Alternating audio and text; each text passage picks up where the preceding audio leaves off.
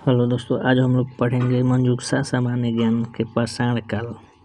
एकदम डिटेल्स से पढ़ेंगे, एक भी लाइन छोड़ेंगे नहीं हम लोग। सबसे पहले पाषाण काल। पृथ्वी की उत्पत्ति 4 अरब वर्ष पुरानी मानी जाती है, लेकिन इस पर जीवों की उत्पत्ति बहुत बाद में हुई और मनुष्य की उत्पत्ति आज से लगभग 20 लाख वर्ष पूर्व हुई। इस युग को प्लाटोसिस या अभिनूतन युग कहते हैं। प्लाटोसिस या अभिनूतन युग कहते हैं इस युग को।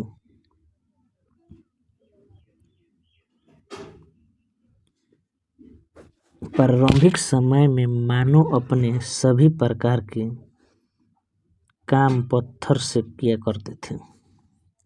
प्रारंभिक जो मानव थे, सबसे पहले जो मानव उत्पन्न हुए थे, वो जो अपना काम निपटाना था, जो दिनचर्या था, उनका पत्थरों के औजार से हुआ करता था। इसीलिए इसे पाषाण युग कहा जाता है। पाषाण युग किस लिए कहा जाता है? तो पत्थरों के औजार से दिनचर्या को अपने यूज में लाते थे, उसे पाषाण युग कहा जाता है।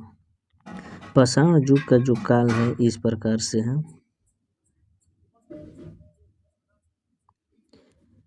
निम्न पाषाण काल, जो 5 लाख वर्ष से 50,000 ईसा वर्ष तक चलती है। निम्न पाषाण काल जो है 5 लाख ईस्वी पूर्व से 50,000 ईस्वी पूर्व तक चलती है। उसके बाद है मध्य पाषाण काल। मध्य पाषाण काल जो है 50,000 ईस्वी पूर्व से 40,000 ईस्वी पूर्व तक। उच्च पाषाण काल 40,000 से 9,000 ईस्वी पूर्व तक। फिर मध्य पाषाण काल 9,000 ईस्वी से 5,000 ईस्वी तक, और नव पाषाण काल 5,000 ईस्वी से 3,000 ईस्वी पूर्व तक।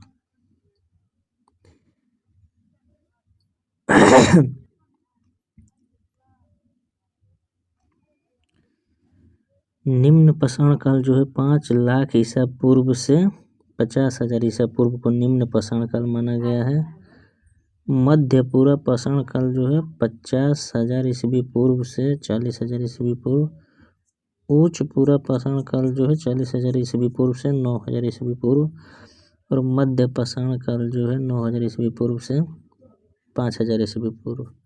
नव पाषाण काल जो है 5,000 ईस्वी पूर्व से 3,000 ईस्वी पूर्व तक माने गए हैं। पूरा पाषाण काल में मानव अपना भोजन शिकार या आखेट से प्राप्त किया करते थे। उन लोगों के पास फसलों की जानकारी नहीं थी। पूरा पाषाण काल में तो अपना भोजन शिकार करके या आखेट से प्राप्त किया करती थी। इसीलिए इस युग को आखेट युग बोला गया है। पाषाण काल को कौन सा युग बोला गया है? तो आखेट युग बोला गया है। पाषाण काल में ही मानव ने पत्थरों को रगड़कर आग जलाना सीखा। आग की उत्पत्ति जो है पूरा पाषाण काल में हुआ था। पूरा पाषाण काल में आग की उत्पत्ति हुई थी।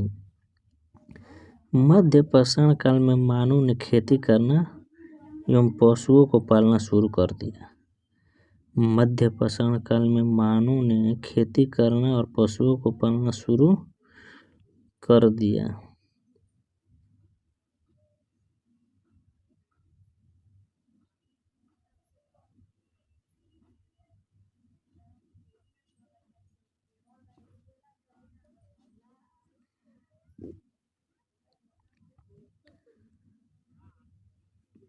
नव पाषाण काल।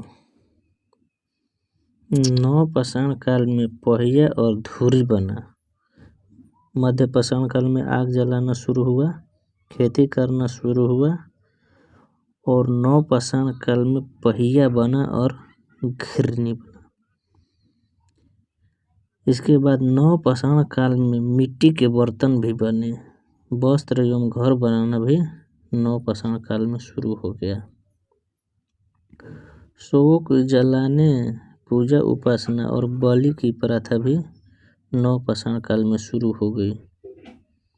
शव को जलाना और बलि देना और पूजा उपासना की जो प्रथा है नवपाषाण काल में शुरू हो गई।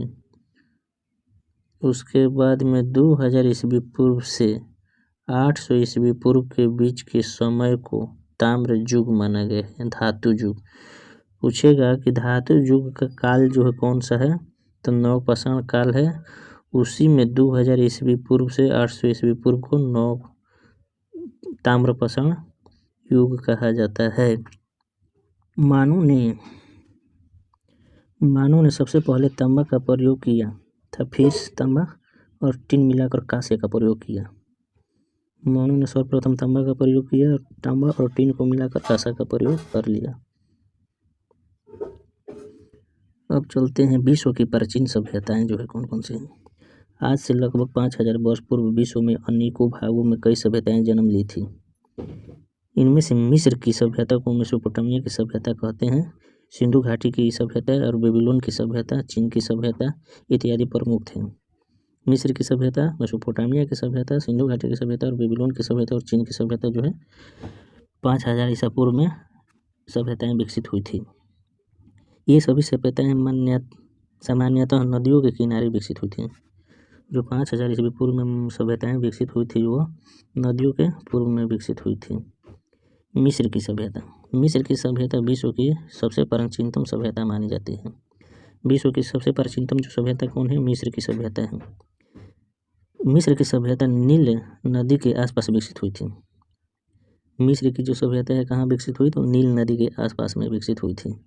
पिरामिडों का निर्माण इस सभ्यता की महत्वपूर्ण भूमिका है। मिस्र की सभ्यता की जो भूमिका सबसे महत्वपूर्ण क्या है, पिरामिड का आविष्कार जो हुआ था मिस्र की सभ्यता से ही हुआ था। मिस्र को ही नील नदी का वरदान कहा जाता है। मिस्र को क्या कहा जाता है, नील नदी का वरदान। मिस्र के राजा को क्या कहा जाता है, फराओ। ईश्वर का प्रतिनिधि तथा सूर्य का देवता का पुत्र माना जाता है।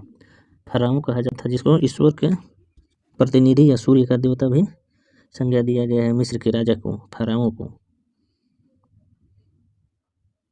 मरणों उपरांत राजा के शरीर को पिरामिड नामक मंदिर में सुरक्षित कर दिया जाता था। मिस्र के राजा जो फराओ थे, जो भी राजा थे, उनके मरने के बाद उनके शरीर को कहाँ सुरक्षित रखा जाता था, तो पिरामिड में रखा जाता था। पिरामिड को बनाने का श्रेय फराओ जोसर को जाता है। फराओ जोसर के वजीर इम्होटेप को जाता है। फराओ जोसर का वजीर कौन था, इम्होटेप ने पिरामिड का आविष्कार किया था। जो शरीर जो था फराओ का, यही पिरामिड में रखा गया था। यह मृतकों के शवों को सुरक्षित रखने के लिए शवों पर रासायनिक द्रव का लेप चढ़ाया जाता था। जो भी व्यक्ति मर जाते थे उनके शरीर को रोकने के लिए, सुरक्षित रखने के लिए 100 साल 200 साल उस पर रासायनिक द्रव का लेप चढ़ाया जाता था। रासायनिक द्रव का लेप। ऐसे मृतक शरीर को मम्मी भी कहा जाता है।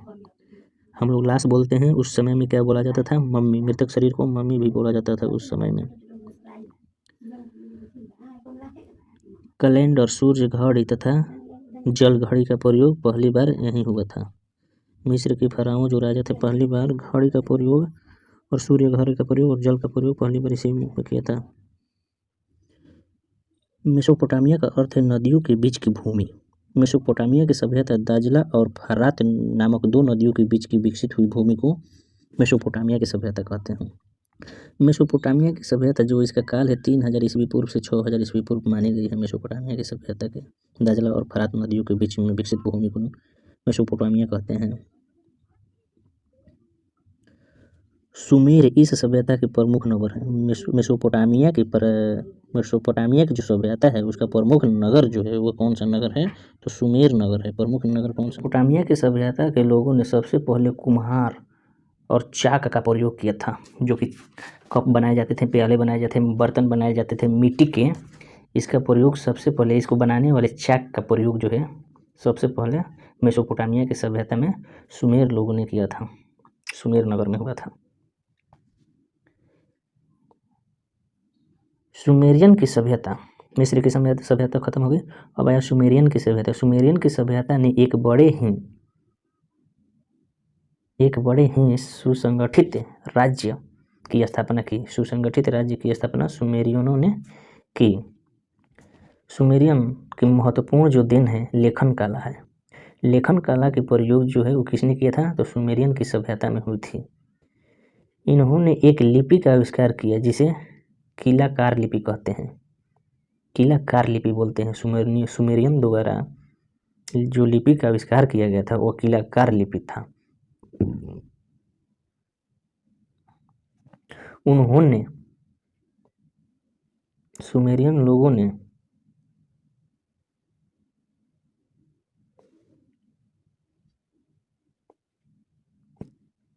इसे तेज नोक वाली वस्तु से मिट्टी की पट्टियों पर लिखा जाता था। कीलाकार जो है ये लिपि है, इससे तेज नोक वाली मिट्टी के जो वस्तु है ना उस पर लिखा जाता था पट्टियों से। इन्होंने ही समय मापने हेतु सर्वप्रथम 60 अंकीय कल्पना की तथा चंद्र पंचांग का प्रयोग किया था। सुमेरियन लोग जो थे सबसे पहले समय नापने की 60 अंकीय कल्पना की तथा चंद्र पंचांग का प्रयोग किया था सुमेरियन की सभ्यता।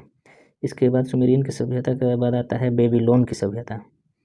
बेबीलोन की जो सभ्यता है 2500 ईस्वी पूर्व में फरात के तट पर स्थित है। काबुल बेबीलोन नामक शहर में एक नई सभ्यता का विकास हुआ जिसे बेबीलोन की सभ्यता के नाम से जानते हैं। हम्मुराबी 1792 ईस्वी पूर्व से 1750 ईस्वी पूर्व बेबीलोन का सबसे प्रसिद्ध शासक था। हम्मुराबी हम्मुराबी जो था बेबीलोन के सबसे प्रसिद्ध शासक था 1792 से 1750 ईसा पूर्व तक। एमोराइट राजवंश का था। हम्मुराबी जो था किस वंश का था, एमोराइट वंश का था, एमोराइट वंश का था। उसने शासन को सही ढंग से चलाने के लिए विधि संहिता नामक का निर्माण किया। विधि संहिता नामक किसने निर्माण किया था, तो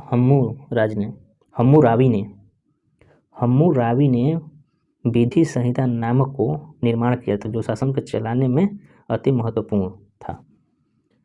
तो हम्मुराबी विश्व का पहला शासक था जिसने सर्वप्रथम कानून संग्रह को कराया, यानी कानूनी शासन व्यवस्था जो लाया वो विश्व का पहला शासक कौन था, हम्मुराबी था।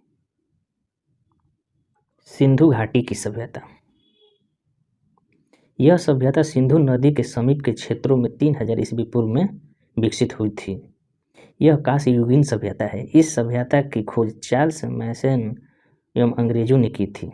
सिंधु सभ्यता की खोज 3000 ईसा पूर्व में चार्ल्स मैसन एवं अंग्रेजों द्वारा ने की थी, सर मैसन। अब अगला पार्ट में हम लोग पढ़ेंगे चीन की सभ्यता।